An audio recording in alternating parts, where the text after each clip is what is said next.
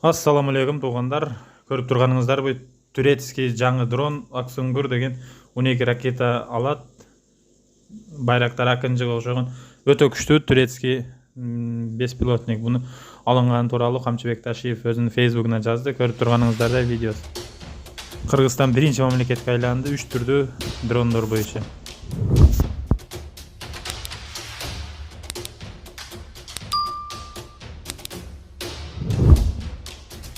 Кыргызстан биринчи мамлекетке, иностранный мамлекетке айланды туугандар. Байрактар ТБ2, Байрактар Акынжы, Аксунгур деген беспилотниктер, 3 беспилотник бар боюнча, барлыгы боюнча туугандар. Башка мамлекеттерде жок мындай. Видеого лайктардан басып, катталып кетебиз. Боордош Түрк президентине, түрк элдерине да чоң рахматыбызды айтабыз. Дүйнөдө биринчи иностранный мамлекет болду. Турецкий 3 беспилотник боюнча. Туугандар, Кыргызстан биринчи орундарга чыгат буюрса, иншалла.